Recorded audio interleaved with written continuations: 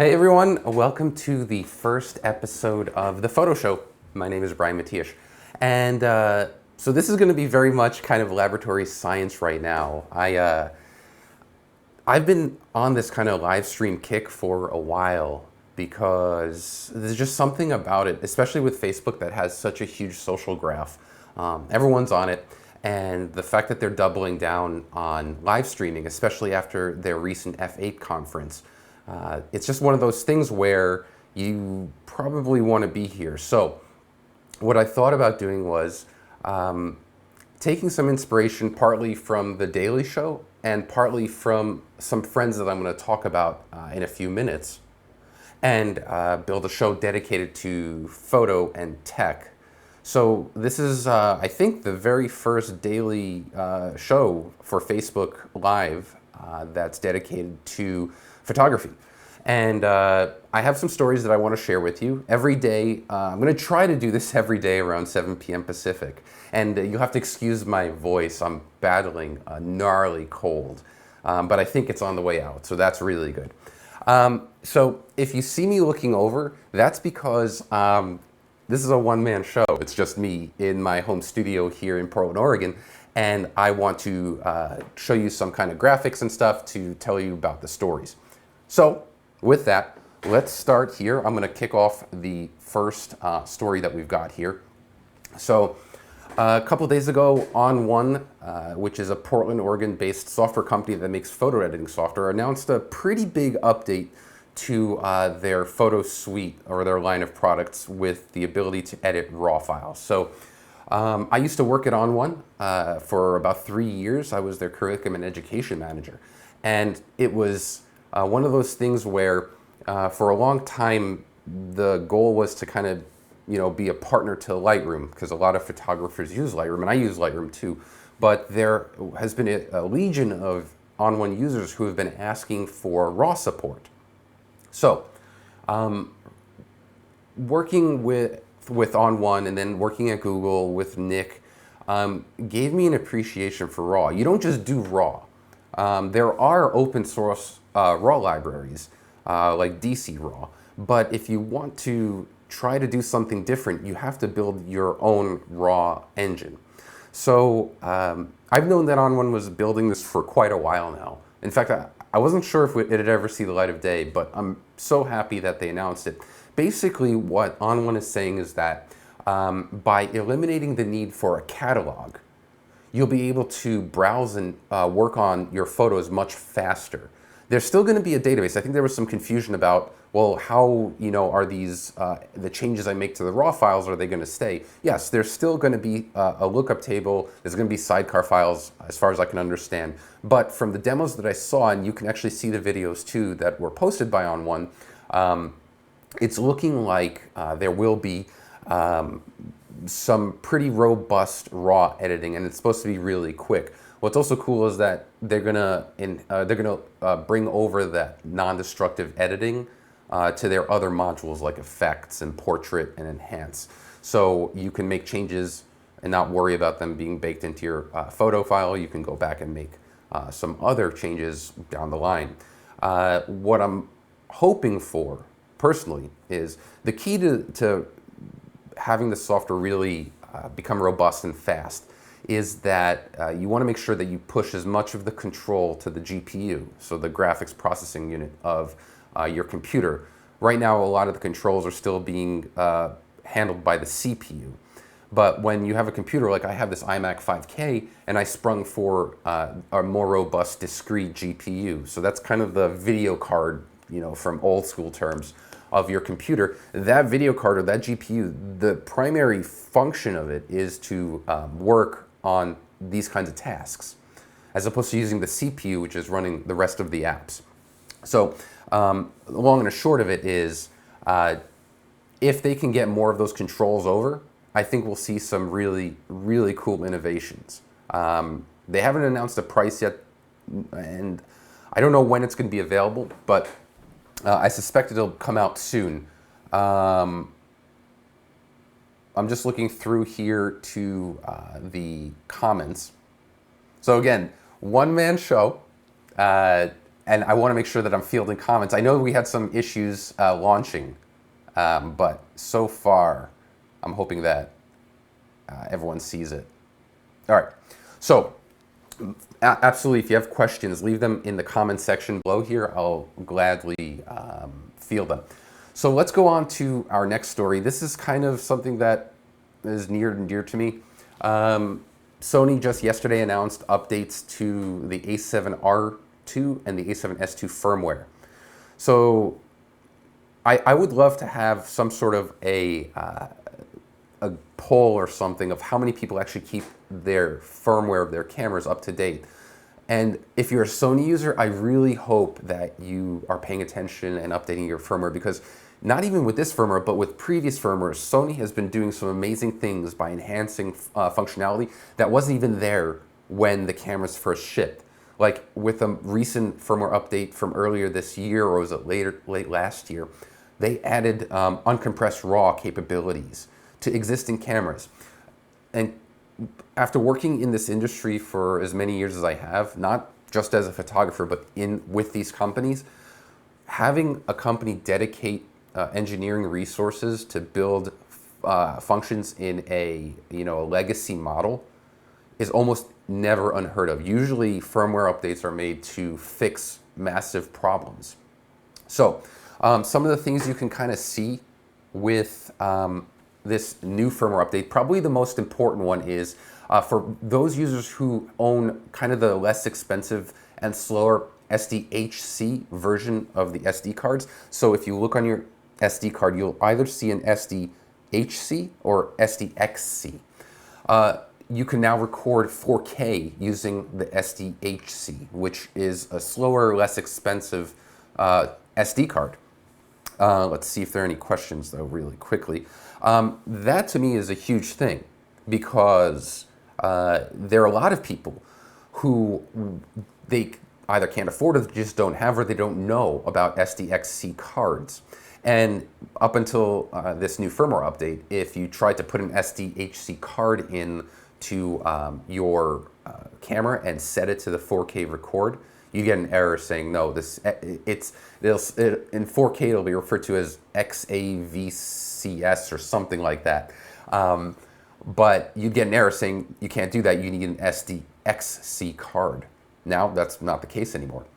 So you also have improved high-speed shooting. So if you're in the high-speed mode, you have improved continuous shooting. And there are several other things they've introduced: phase detection, autofocusing.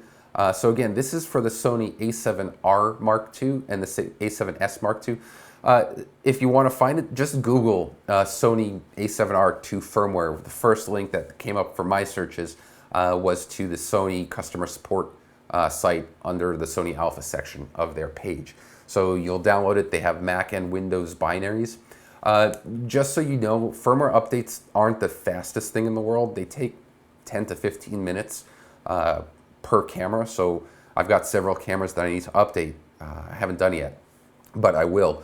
And then if you own some of the Play Memories apps, so the Sony A7 cameras can actually run little apps. Several of them have been updated as well, including the Sky HDR app, which is one of my favorites. It now supports, I think, the ability to save uncompressed RAW, which I think is huge. All right, so now the next thing I'm gonna do is I'd like to switch over and wrap up this episode by talking about this live stream. I'm gonna switch to this right here. So let me turn that off and turn that off. All right, so I mentioned at the beginning of the show that I've been kind of really trying to get myself into doing these live streams, and the idea of doing a daily show has been brewing in my mind for a while, but it's just me. I'm the only person in my home studio here. Nicole's downstairs, but for the most part, I wanted to do something that was kind of sustainable. And you'll see two people right here who are kind of my main inspiration for what I've been doing. Their names are David Foster on the left here and Larry Petrucci on the right. And they actually started the first Facebook Live daily TV show for tech. Their first episode was earlier this morning, and these guys do it right, in my opinion. They are just killing it. They've got a 3-camera setup, and they're using a product by Livestream, which allows them to input multiple cameras. So you can see they've got their main camera, and they've got a camera for Illyria. They've got a camera for David, and they're also doing things like ingesting live tweets. So if you tweet to their Geeks Live hashtag, which you can see right there, those tweets will scroll over. This was a huge inspiration for me.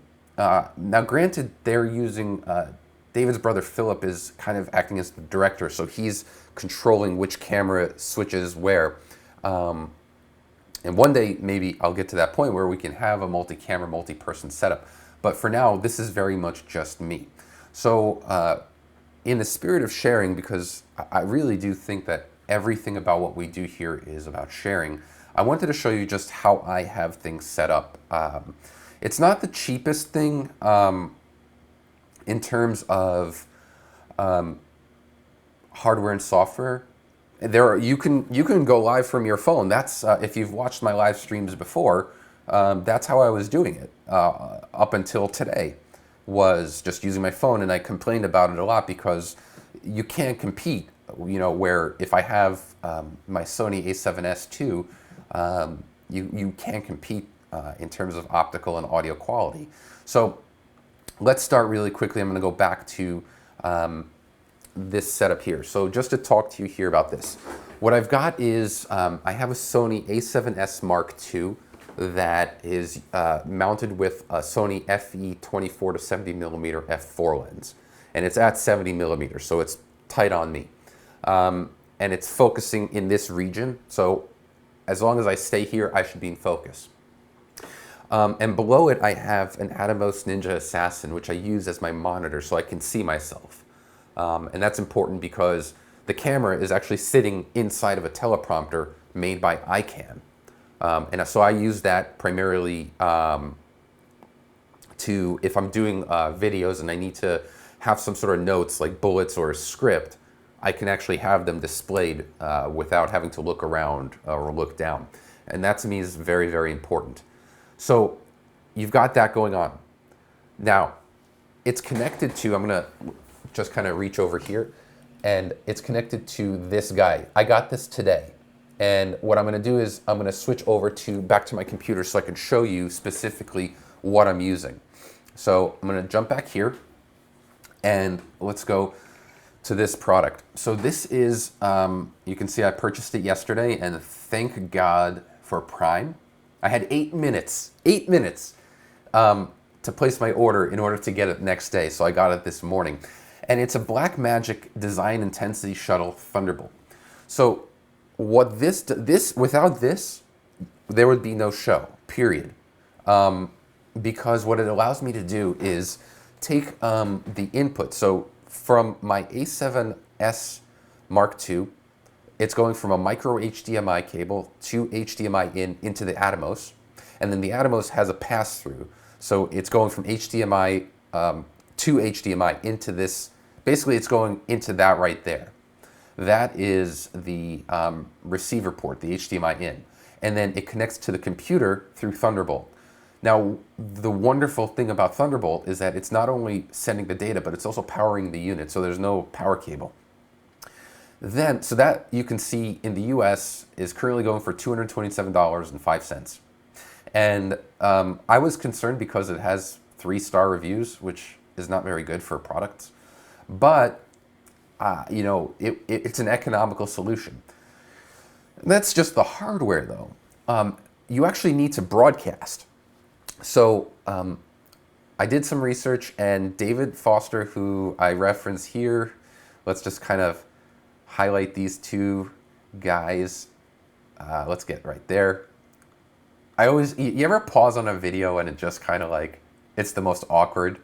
There's Luria kind of making her face, and there's David over there. So David told me about Wirecast. And it didn't dawn on me, but Wirecast is made by a company called Telestream. Now, Telestream makes a product that I live and die by. It's actually called ScreenFlow. And anyone who's done screen capturing on a Mac probably knows about ScreenFlow. I use this religiously. So they also have this webcasting software called Wirecast. And it's not cheap as far as software goes. It's $500 or $495 for the studio version, and then it's just under $1,000 for the pro. But here's the thing. Telestream was one of the first movers to build in Facebook Live streaming support. So that's huge, right? The big thing is that if you don't have a verified page, like my page is not verified, you can't get access to the authentication keys for RTMP, which stands for Real-Time Messaging Protocol. And that's the protocol, not to geek out too much, but that's what essentially would allow me to stream directly to Facebook. So what Telestream did was they built that support in themselves. And Telestream supports Blackmagic's Intensity Shuttle, which I just showed you right here. It has specific support for that. So what it allows me to do is it gives me almost like this, it's almost like, I don't know how to explain it, but it's like I'm in like a news studio, and I can essentially I can control what input sources come in, I can overlay graphics, and it took, if you go to Telestream's website under their support page, they have some amazing videos. Actually, huge kudos to, I believe his name's Andrew. He's their evangelist, their product evangelist. He did a wonderful job putting out these videos. So that's how I'm doing it. You know, I have my studio set up here. It's a one camera setup, or technically it's two because I'm using my webcam right now. That's just a Logitech C910 camera. But it's a pretty, straightforward setup. So, and watch, I'm just gonna kind of, there you go. So I wanted to put this out there because this is still kind of wild frontier, at least for me. It's definitely wild frontier for Facebook. Facebook is, they've had live for quite a while, but initially it was only reserved to verified pages. So they had an app called Facebook Mentions. Then they opened it up to people anywhere with their phones.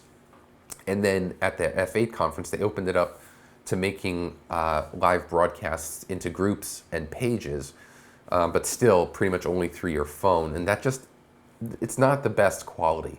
Here, I'm outputting at 720p, I'm recording at 1080p, and so I still have an archived, a higher res archived file which I can upload to YouTube if I wanted to.